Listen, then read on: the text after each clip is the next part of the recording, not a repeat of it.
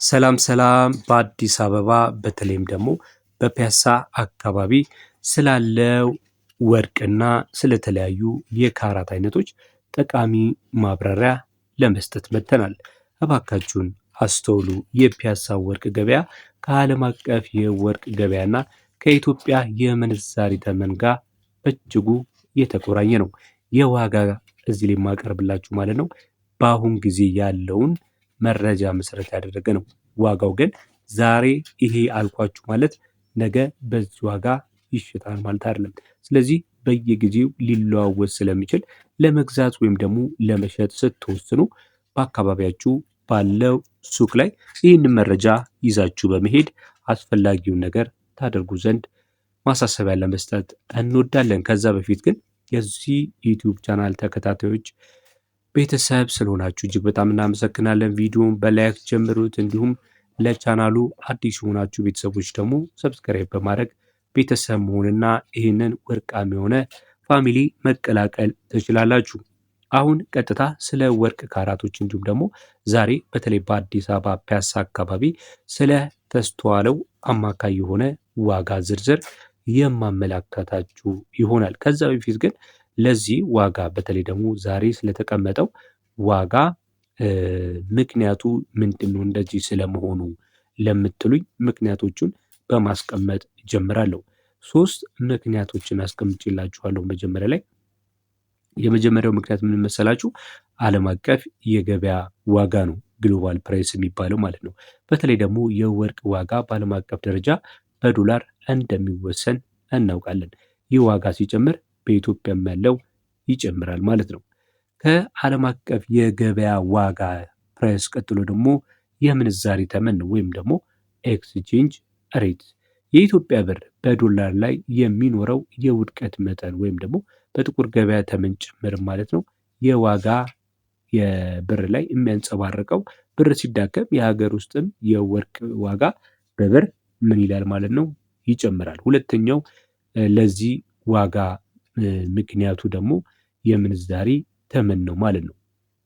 ሌላኛውና 3 ኤክስፐርቶች የሚያስቀምጡት ምክንያቱ ምንድነው የዛሬ ዋጋ እንደዚህ መሆን ካላችሁ፣ ሶስተኛው የእደ ጥበብ ክፍያው ነው። የክራፍትስማን ሺፕ ሜኪንግ ይባላል። ይህ ከአንጥረኞች ጋር የተያዘ በጥበባቸው ዙሪያ ላይ የሚያስቀምጡት ዋጋ የእደ ጥበብ ክፍያ ይባላል። እንግዲህ ከላይ የጠቀስኳቸው ዋጋዎች አሉ፣ ለጥሬ ወርቅ የሚውሉ ናቸው፣ መነሻ ዋጋ ናቸው። ስለዚህ ፒያሳ ላይ ለጌጣጌጥ ስትገዙ ወይም ሲሸጥ እንደ ዲዛይኑ ውስብስብነት ተጨማሪ ማለት ነው ከ1000 ብር እስከ 3000 ብር ወይም ደግሞ ከዚያ በላይ የእደ ጥበብ ክፍያ ይጨመርበታል ማለት ነው። ይህን መረጃ የትም አታገኙን ተመልካች አድማጮቼ። ከ1000 እስከ 3000 ከዛም በላይ አካባቢ የማይረቅ ማለት ነው፣ ከ3000 የማይረቅ አካባቢ በእያንዳንዱ በምንግራችሁ ካራት ወርቅ ላይ ተጨማሪ ክፍያ ልትከፍሉ ትችላላችሁ ማለት ነው። የት ካላችሁ ደግሞ የፒያሳ ወርቅ መሸጫ አካባቢ። አሁን እንደዚህ ጠቃሚ የሆነ መረጃ ከሰጠዋችሁ ዘንዳ የምንሄደው ምንድነው? አሁን ቀጥታ ወደ ችርቻሩ ዋጋዎች በግራም ምን ይመስላሉ፣ ዛሬ ህዳር 15 2018 ዓ.ም በስንት ሲሸጡ ዋሉ። በተለይ ደግሞ የንጣት ደረጃቸው 99.9 ንጹህ ወርቅ የሆነው የ24 ካራት እንዲሁም ደግሞ 87.5 የንጣት ደረጃ ያለው ንጹህ ወርቅ 21 ካራት እንዲሁም 75% ንጹህ ወርቅ የሆነው 18 ካራት። እነዚህ 3 ካራቶች በኢትዮጵያ በተለይ ከፍተኛ የሆነ ተወዳጅነትና ተጠቃሚ ያላቸው የወርቅ አይነቶች ናቸው። እነሱን በእያንዳንዱ ከባህሪያቸው ጋር አድርጌ የምነግራችሁ ይሆናል። ከ24 ካራት ስጀምርላችሁ 1 ግራም 24 ካራት ወርቅ ማለት ነው በፒያሳ አካባቢ ዛሬ ከ24500 እስከ 27000 የኢትዮጵያ ብር በምሽት ላይ ነው የሚገኘው። ለምንድን ነው ይሄ ዋጋ እንደዚህ ሆነው ካላችሁ፣ አንደኛ የወርቁ ንጽህና ከፍተኛ ነው። ሁለተኛ ነገር ደግሞ እንደነገርኳችሁ የምንዛሪ ተመን አለ፣ የእደ ጥበብ ክፍያ አለው ማለት ነው። ሌላው ደግሞ ምንድነው እንደዚህ አይነት ወርቅ ብዙ ጊዜ ከተለያዩ ጌጣጌጦች ጋር ሳይሆን የምታገኙት ሰዎች በቡሌን ምናልባት በሳንቲም ደረጃ ወይም ደግሞ እንደ ኢንቨስትመንት እንደ ኮይን አድርገው የሚያስቀምጡበት ይበዛል ለጌጣጌጥ ከሚጠቀሙበት የወርቅ አይነት ይልቅ ማለት ነው። ስለዚህ 24 ካራት 1 ግራም ወርቅ በአዲስ አበባ በፒያሳ ማለት ነው ከ24500 እስከ 27000 በመሸጥ ላይ ይገኛል። ዛሬ ህዳር 15 2018 በተካሄደ የችርቻሮ ዋጋ መሰረት ማለት ነው። 21 ካራቱ ውስጥ የምትሉም አላችሁ። 21 ካራቱ እንግዲህ ለአብዛኛው ጌጣጌጥ በተለይ ደግሞ ለጌጣጌጥነት ጠንካራና ደማቅ ቢጫ ስለሆነ ብዙዎቻችን ለጌጣጌጥ የምንመርጠው እጅግ ጥሩ የሆነ ከ24 ካራት ጋር ቀረቤታ ያለው ጥሩ የወርቅም ንጽህና ያለው ሃልማርክም አለው 87.5 ኬ ወይም የውጭ ደግሞ 21 ኬ የሚልም አለው። ይህ ወርቅ በኢትዮጵያ በ1 ግራም ዛሬ ከ21500 እስከ 24000 ብር በምሽት ላይ ይገኛል። ለአብዛኛው ለጌጣጌጥነት የሚውል የወርቅ አይነት ነው ማለት ነው።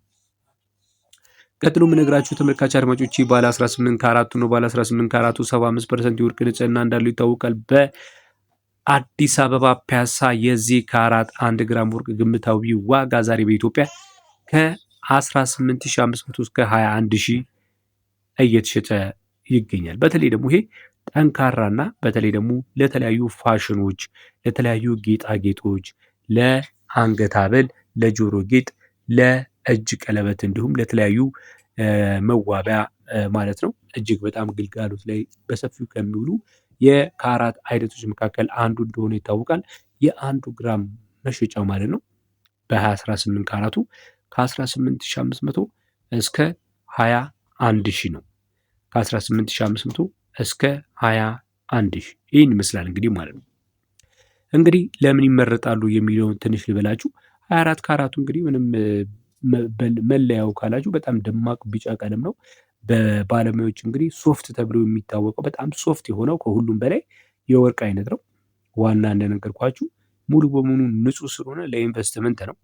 ለጌጣጌጥነት ተፈላጊነቱ አነስተኛ ነው። 21 ካራቱ ካላችሁ ደግሞ 21 ካራቱ 87.5% ወርቅ ነው። 12.5 ደግሞ ሌሎች ማዕድናት አሉ እንደ መዳብና ብር ማለት ነው። ጠንከር ያለ ነው። ከ24 ካራቱ ይልቅ ቢጫ ቀለም አለው። ከ24 ኬ ትንሽ ጠንካራ ነው። ለምን ካላችሁ ደግሞ የተወሰኑ ማዕድናቶችን ስለቀላቀል ማለት ነው። በኢትዮጵያም ደግሞ 21 ካራት በስፋት ተመራጭ ነው። በተለይ ደግሞ እንደ ሰንሰለት እንደ ጥልፍ አይነቶች አብዛኛውን ጊዜ በ21 ካራት ነው የሚሰሩት። ከፍተኛ የወርቅ ይዘት ያለው በመሆኑ ለቁጠባም ምቹ ነው ማለት ነው። ሌላው ደግሞ 18 ካራት ነው። የንጣት ደረጃው የንጽህናው ደረጃው ካላችሁኝ 25% ነው ከሌሎች ማዕድናት ጋር የተደባለቀው። 75% ወርቅ ነው። ልዩ ባህሪው ካላችሁ ደግሞ ቀለል ያለ ቢጫ ነው። ሮዝ ከለር አለው፣ ነጭ ከለር አለው። እንደዚህ ሊቀየር ይችላል። በጣም ጠንካራና ዘላቂ ነው።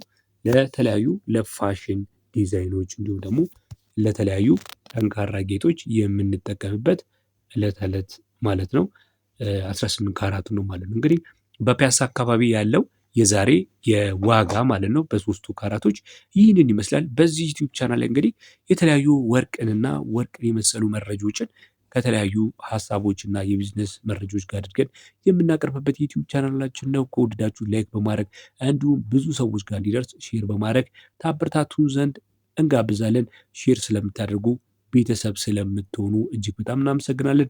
ያላችሁን ሀሳብና አስተያየት ደግሞ በኮመንት መስጫው ላይ ጻፉልን። ለዛሬ በዚያ በቃን። በያላችሁበት ሰላም